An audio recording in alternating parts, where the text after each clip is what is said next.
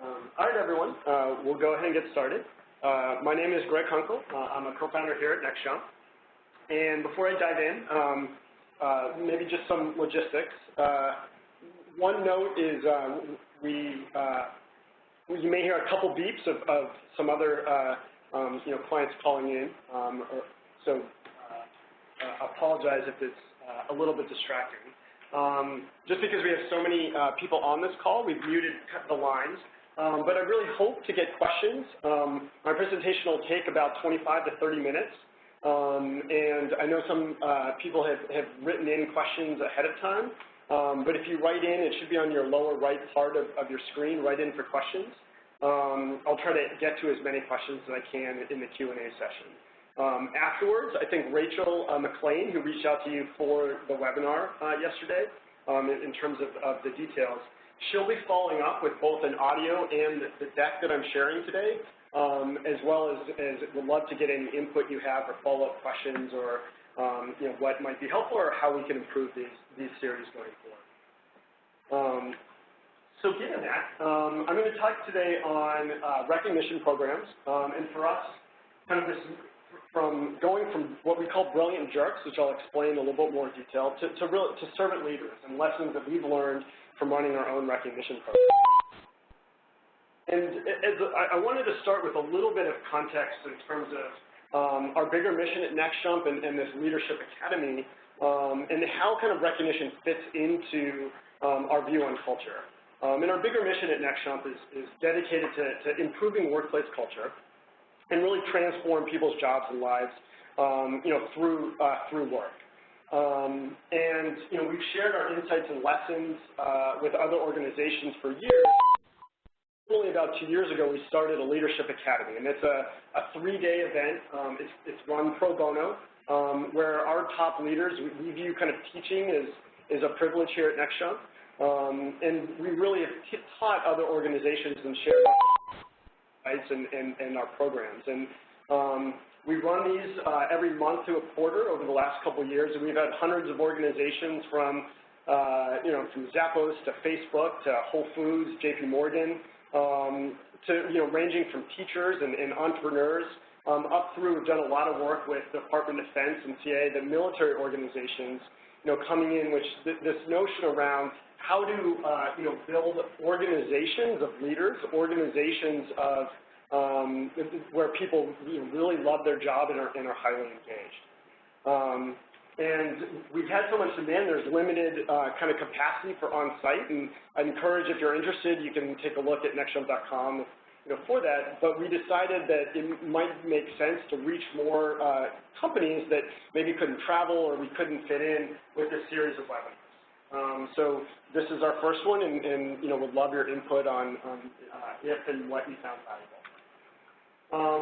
So a little bit of context of where we see kind of recognition fits into on the culture side. And one view we've always had is that every company and culture is thought of as like a machine. And in a machine, there's kind of 95 that's kind of non-conscious and automatic.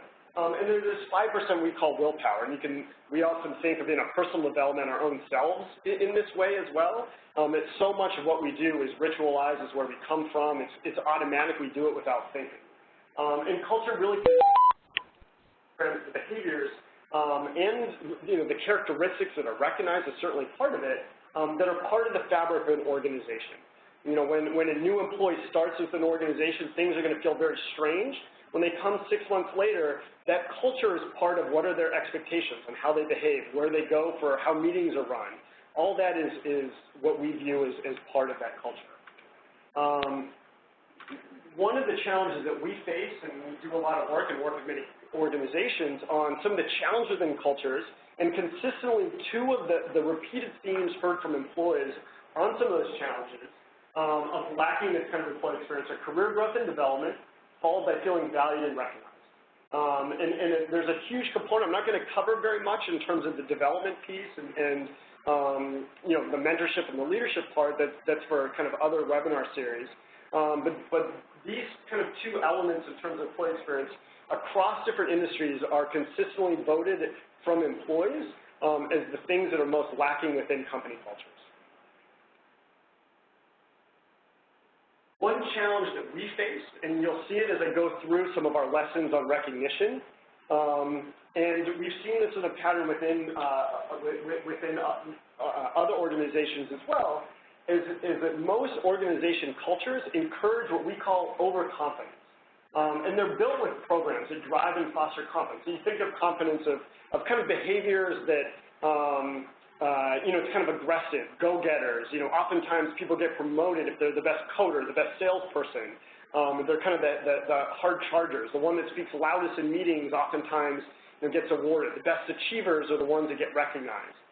And it's not saying that kind of confidence programs are bad, but what happened to us is that what we call kind of confidence programs versus humility programs got out of balance. And two big areas that this shows up in are recognition programs and mentoring programs. So often in the recognition, and which I'll cover in more detail, the behaviors that get recognized tend to be ones on the more confident side. Often in the mentoring side, they tend to be individuals that got the best results, that are the most hard charger. They're confident in terms of giving advice and guidance to others, that oftentimes can be some of the worst mentors, is what we found. And some of the cost of that is this kind of culture of confidence can discourage actually learning and innovation. In fact, for many companies, we invited many of you to our event in the summer where we had our vendor ceremony, but also Brene Brown came and spoke, and she really spoke on kind of the notion on kind of vulnerability and kind of taking kind of emotional risk and the cost that has when that's really not allowed or looked upon very favorably within organizations. We've long kind of admired kind of Carol Dweck's work on, the fixed versus growth mindset. And the growth mindset, kind of the ability to always get better, to have the humility that, okay, my experience to date and the options that I've chosen for my decision may not be the optimal ones. In fact, that open-mindedness to understand what those options are requires humility. And I think we started on a journey, not just in our recognition, but across our culture to balance out these kind of confidence programs with humility programs. And there's two ways that we went about doing that, and we kind of recommend. The first one is dialing down the existing programs. And I'll get into this. So, it's kind of the tweaks and adjustments. So I'll give an example in terms of we have an MVP program. I've had an MVP program, what we call a top 10 program, which I'll get into in recognition, which really got at who achieved the most, who had the highest results, set new bars. We've turned that into kind of a servant leader of who helped you succeed. So that was a tweak. It's the same program, but we tweaked in terms of the behavior and the characteristic that were recognized.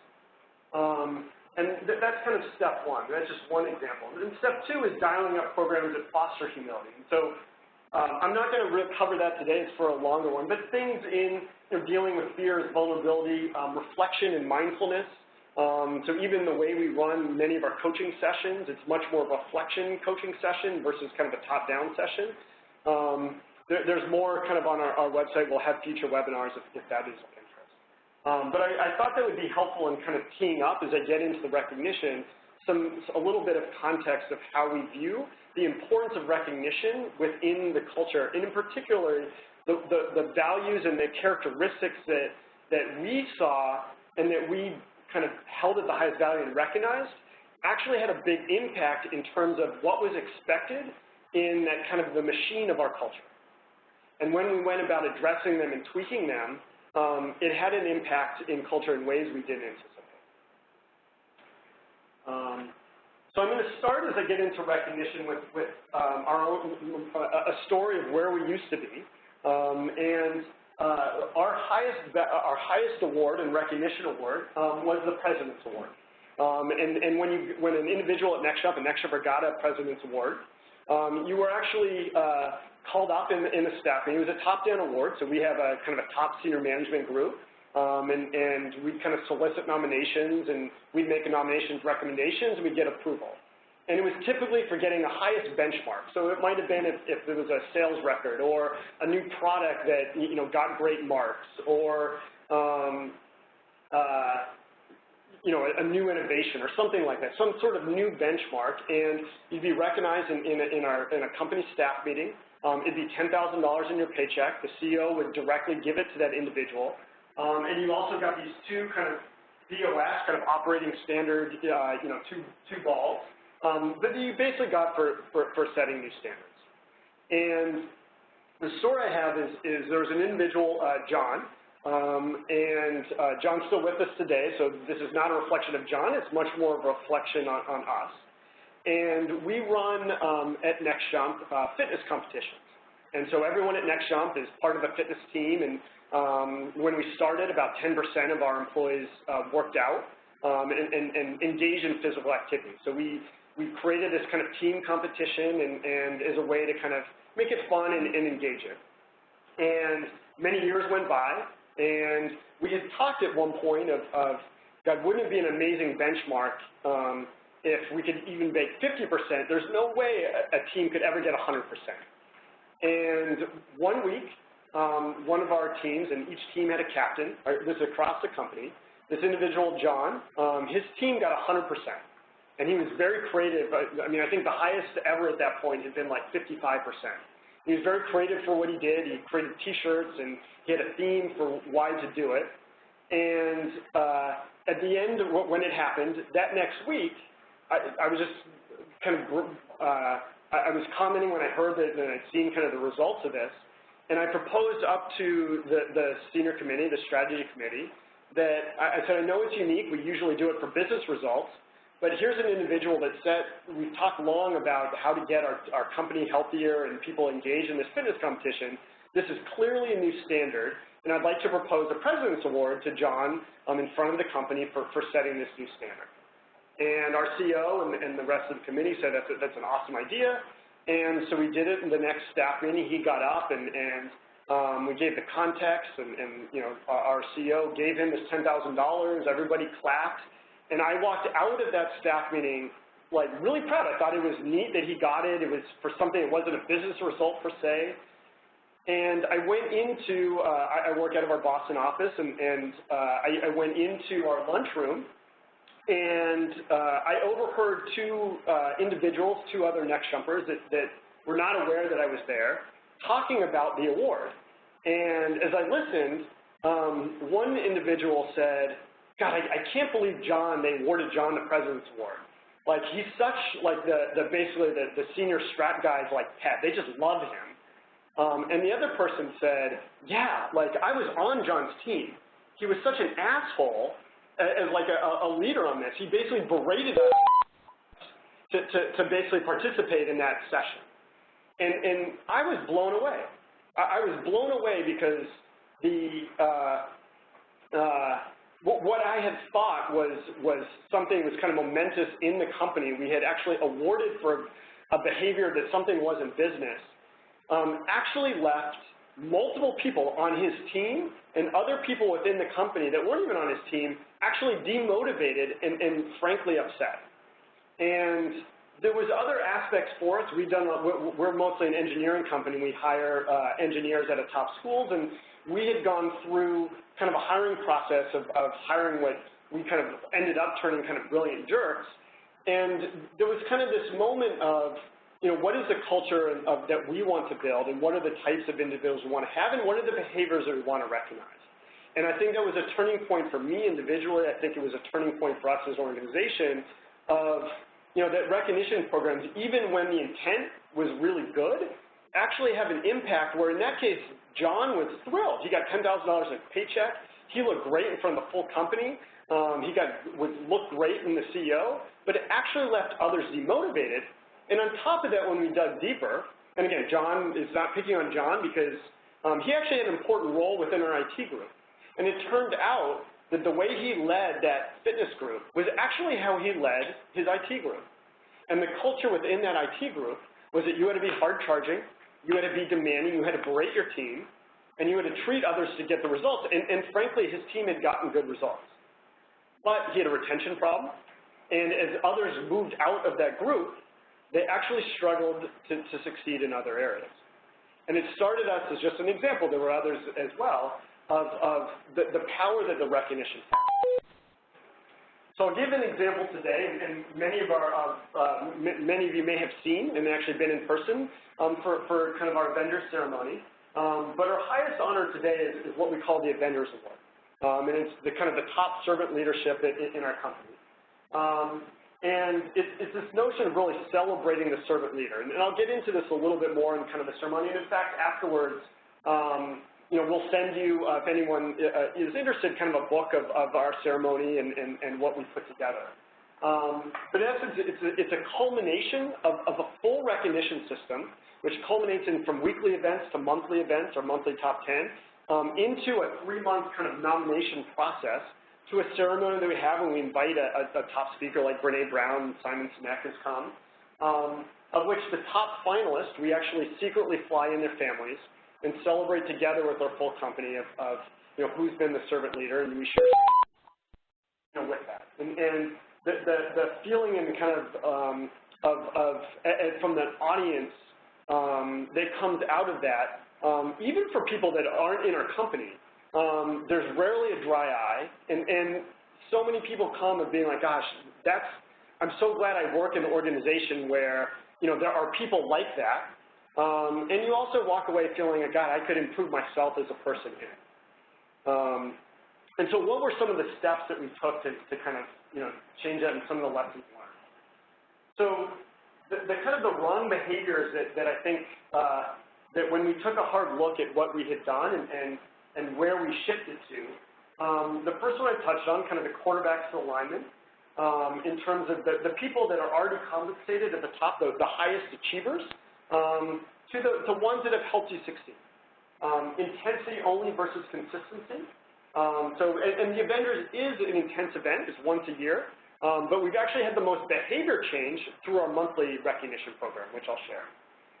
And then the last part is everything that we did, or the vast majority of what we did for recognition, was all kind of top-down. Management picked everything. And we started, and we had to test this and how it worked, but we shifted so that now, even when management kind of buys into certain awards like Avengers, the root of it is all crowdsourced. And we get the buy-in of everyone through the process, and the process is pretty transparent. And it's had a fundamental shift for us in terms of even when the decisions are frankly the same. So a few elements, and I've touched on this, but this is just, sorry using kind of a football analogy, but, the quarterback is one that gets the limelight. They typically get the most money. They make the most passes. And often in football, they're the ones that are buying the linemen, the watches, and kind of recognizing them throughout the team. And every person on a football team knows that if the linemen aren't doing their job, no matter how good the quarterback is, the team's not going to win. And I think there's an element, they're the ones, we use this analogy because they're the ones that are helping kind of the whole organization succeed in doing the little things that often don't get appreciated. And we found, as we started to look at, the individuals like John, were ones that, he was already a leader of his group. And it was well-deserved. He was already getting a higher, paycheck because of that. And he was now getting kind of, we were heavily set of those are the individuals that are getting the most recognition. And when we started to look at who are our versions of the linemen, the ones that are doing the stuff that rarely gets noticed at maybe the CEO level, but everyone on the team knows that those individuals are indispensable, it really had a magical effect for us. And then we looked at, okay, well, what's the behavior of those individuals? And the one unifying piece that we saw was that characteristic came down to what we described as servant leadership. They're taking the risks. They're doing the little things that help others succeed. The second part is this notion of changing behavior, of the importance of rituals versus willpower. So if you think about the machine in that little graph I said, the willpower, that injection, has a role. But when it's at the base, so like kind of what you see there, the kind of the intensity at the base and consistency on top, it doesn't change behavior as much. It needs to be reversed. And I just use as an example, totally non-recognition, but if you're using kind of like how to get, in kind of better shape, you could do it, and kind of healthier, you could do it in a 3-day massive liquid diet. you'd lose some weight. You could do a 2-hour run if you haven't been exercising, and you'd probably lose some pounds in that day. But to get it consistently and to be healthier consistently, for instance, at Next Jump, we provide breakfast daily. That's like making sure that people have kind of breakfast. Going on a ritual like that over time would have a much more sustained behavior change than kind of a crash day, 3-day liquid diet. Exercising 20 minutes, even 2 times a week, at a consistent level would do better than one-off kind of intense 2-hour runs. So that's in some ways using a kind of a similar kind of health example, but I think the same thing we found in behavior change, where we want to try to change the behavior that's recognized, the expectation of the characteristics of the type of individuals that to be kind of recognized, the same thing in recognition. So as we build out this kind of servant leadership kind of characteristic and program, we have, and I'll cover these in detail, but we have core needed, and that's more of a weekly informal program. We have our top 10 monthly program, and it's almost like a marketplace where people are thanking each fellow Next Jumper on who helped you succeed that month. It's all peer-to-peer, and it kind of runs almost as a product. And then we have the intense one, which is Avengers. People talk about Avengers. I mean, I still have clients, I have customers, I have my own mom that came one year to Avengers, still talk about that day and that event. However, what we found from true behavior to get more servant leaders at Next Jump, we found that the top 10 has delivered much more and created much more consistency in the behavior change than a one-off intensity event, which frankly, while we recognize more, is a much fewer amount of people we recognize. So I'll just go through these. This is the first one. We call it core needed. Many organizations do this. In fact, one of our, we actually got this idea from one of our board members is the board member at Google. And when he first invested, he asked us if we did like a had a ritual of like a Friday kind of beer and chips event. We were like, no, we have a staff meeting every Monday, but and he said, some of the most kind of, successful, not just startups, but organizations he's seen, if it's intense during the week, have some sort of social kind of gathering at the end of that week where you share kind of stories about what you've done and things like that. So we started it, and what we found, and experiment with it, but what we found that was very, very effective, we call it core needed because it's a little, Corona, so it costs us about 40 cents. In Boston, we do Smurf, so you can do in different ways. But any Next Jumper in the office can come up and very informally give a Smurf or a Cornito or some sort of appreciation to a fellow Next Jumper. And it could be as something as, I was really stressed this week and they were a great listener. It could be, I had a client who had an issue and I was busy in a meeting and they jumped in and helped me. And they don't need to get approval. It costs us maybe 30 cents to do that Smurf. We get a little bit of food. It doesn't cost us much money. And we have found it's a great way to kind of end the week on a very informal basis.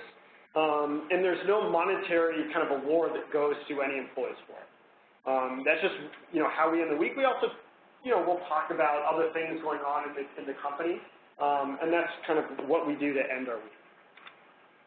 The more formal program was what we used to have as our MVP program. So that MVP program I mentioned that John is kind of from the President's Award. We have this top 10. We've done it for about 10 years. And what it used to be was who are you going to vote for the top 10 employee of the month? Basically, and it was always interpreted as who achieved the most. So the people that would tend to get nominated were people that, again, were the achievers of that month.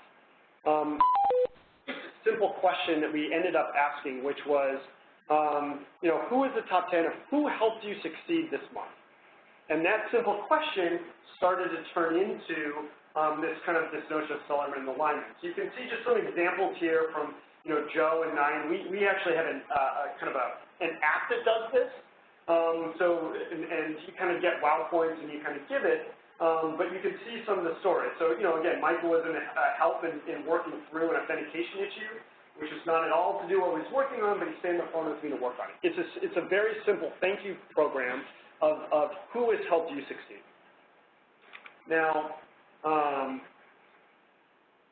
There are a few elements in here.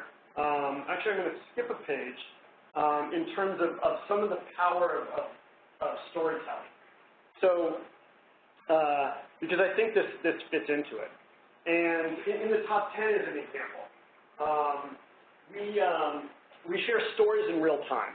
And I think one of the lessons that we've learned in any culture programs is that the power of the stories and the examples are critical to the success of that program. In particular with recognition, my view in terms of not just what we've learned here at NextJump, but there's some neat recognition programs that go on that we've seen throughout other organizations. But one element that I think has often been paid short thrift is telling the stories and sharing the stories more universally. So a couple things that we do.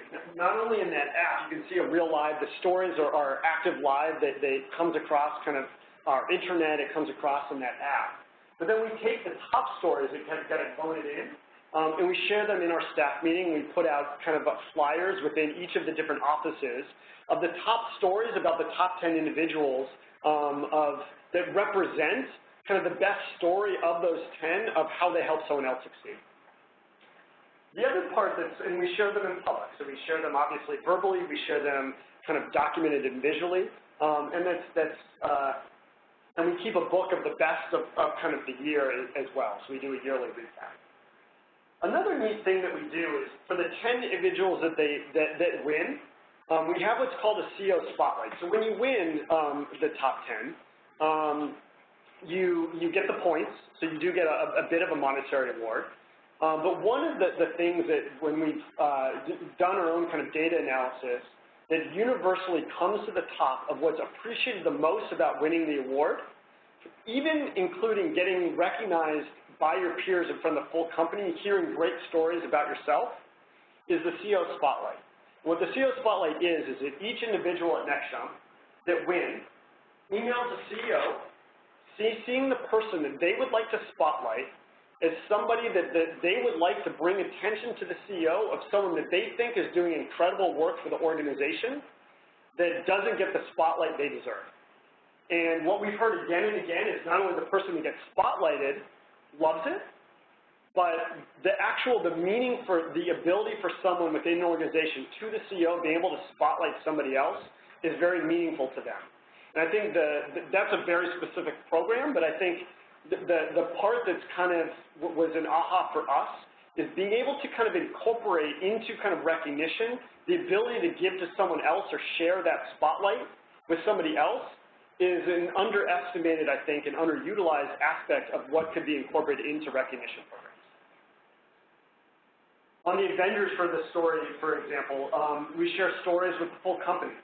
So not only do they see that event, we share it with the family, and we document it. So, and we have a book in which you're seeing kind of an example there. Everyone that came to the kind of the ceremony this year got a book. If any of you are interested on this, happy to share what this book is. We can send you one through the mail. But it gives a good example of the work that we do. A lot of work and love and care goes into this documentation. We send it to the families. We send it to everyone at NextJump gets a copy. And on some level, it's kind of like, why do you do the work? Why do you put these books out? But especially what we found done well in capturing the real emotion, the power of the stories, it makes what you're recognizing and the people behind what you're recognizing, immensely valuable. And it comes to life that these are real people that you're recognizing, not just for it. The other aspect that I wanted to touch on was that third lesson of the crowdsourced versus top-down. And so I mentioned in kind of core needs, there's no process in the sense of anyone can go up, and some weeks in our Boston office, we have about 40 people in our Boston office.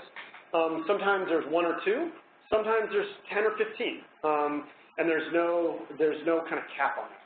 In our top 10, we've set rules so that every employee has 1,000 wow points, which is basically $10, and they can give that 1,000 wow points to 100 people if they wanted. They could give it to 1,000, or they could give it to 1. It's really their choice and if they don't use it, then they lose it.